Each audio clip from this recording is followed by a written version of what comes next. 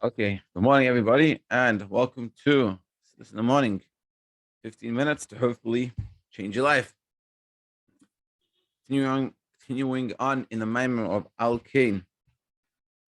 So basically, we ended off with the question in Eis Aleph. That's and this is it's very good manner. So we have a question like this. We say, why do we call Purim? It's Al Shem HaPur. It says in the Megillah, because of the lottery that Haman did. So the question is, we know that the name of something shows an essence of everything of what it is. So that the Pur, which is the lottery that Haman did in order to decide to destroy the Jewish people, how is that the name of the Yom Tov, of Purim? That's a negative thing. That's what we're going to call Purim. This lottery, this negative lottery. So what does that mean? How does that work? So we try to answer. You know why? It's because he made a mistake, because he got very happy. Haman was very happy. He said, oh, look, this lottery of when I'm going to destroy the Jewish people fell out on Adar. Adar is the month that Moshe passed away. Little did he realize that it's also the day that Moshe was born. And so that's why we called Purim, because of this lottery that made a mistake, that he thought it was bad, but really it was good. People said, what do you mean? But that's not the lottery. That's when it fell out.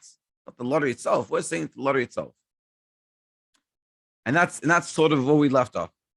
So the question is, why are we calling Purim? Because of this lottery. Seemingly, the lottery was a negative thing. But clearly, it isn't, because that's why we have the name. But we need to understand it. So we started to talk about, in order to understand, we have to understand the comparison. What's Purim and Yom Kippur? There's two similarities. And we'll start from base again. This would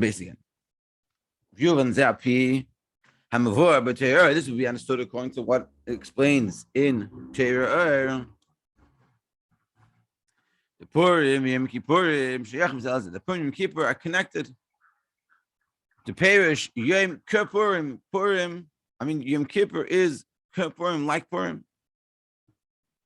And even more than this, like there says in the brackets, it's only similarity, which means that Purim is greater than Yom Kippur.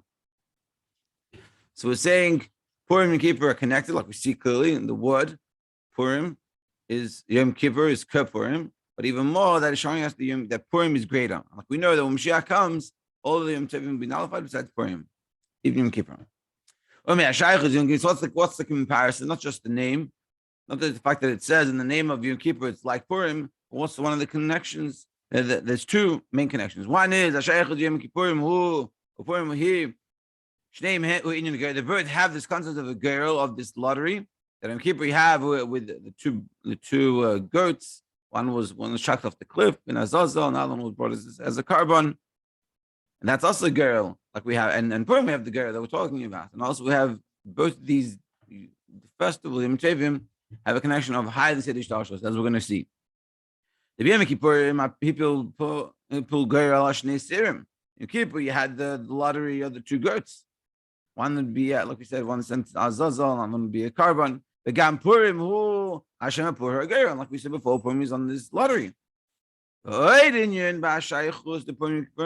connection, the birth reached a level higher than Shem Havayim. Shem Havayim is the level of God. Is in different places, it's used in different contexts, but in our context, it's used as the Sedish Tashlos, the world, the general world, the way the world runs. And Shem Havayim is representative of God on that level. The Yom Kippurim Kasuv Livnei Havayim Taro. On Yom Kippur, what do we say? We say Livnei Havayim, before Havayim, meaning above Havayim, will become Tahor. So you're reaching a level above Shem Havayim. Lamal Mi Havayim. V'gam b'negel Purim asun Purim. It's known. Yodua Da'atav Shelo Nizkar Hashem Havayim b'chol Megillas Esther. In the whole Megillah of Esther, Hashem's name is not there at all. Why? So the answer is given. It's because from the Alter Rebbe, it's because Purim is a revelation of higher than Shem Havayim. So what's the connection between these two levels? Yom Kippur and Purim. These two ideas, that there's a girl and that's higher than Sedish Tashlus. And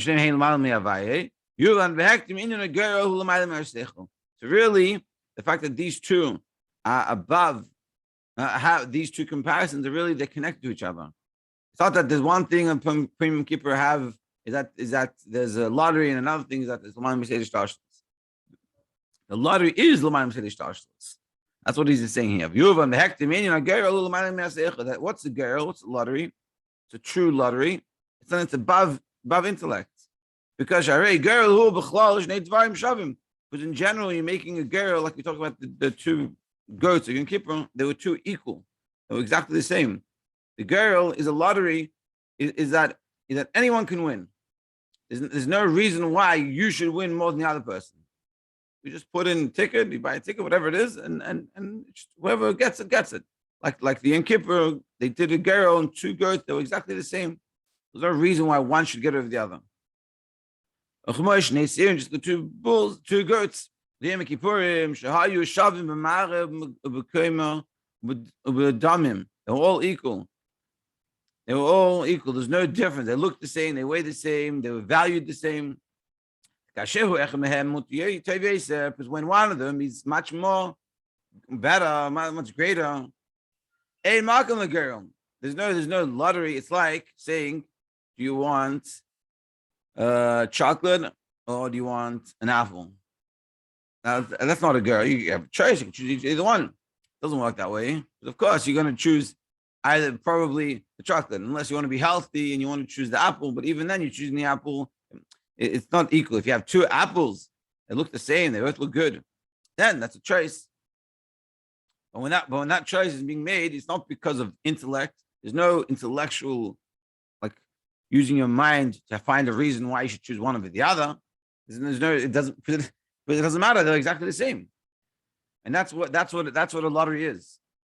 And whereas Havaye, the level of godliness which we are presented by the Shem Havaye, is really when the starting point of it is at this point in the Maimer is seichel, is intellect.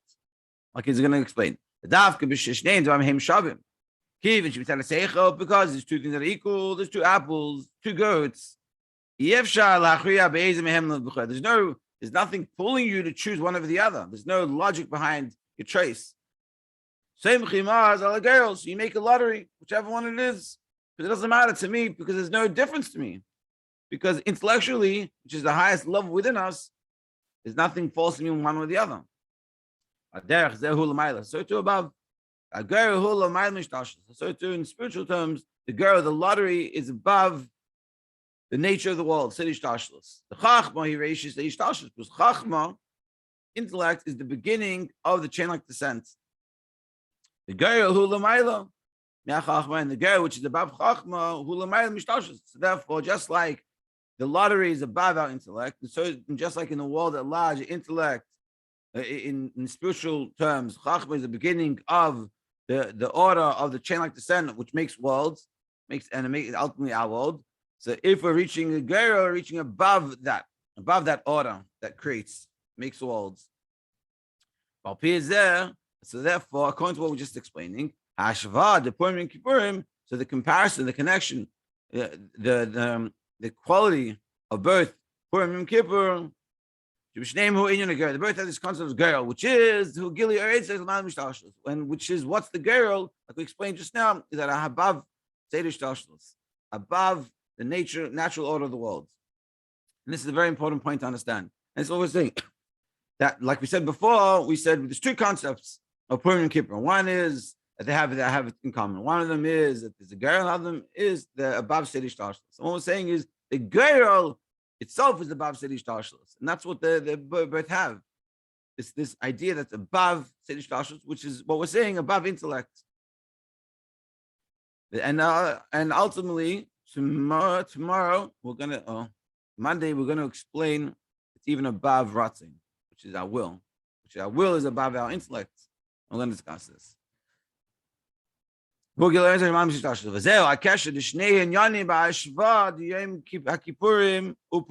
is the connection between the similarities in Kippur and Purim.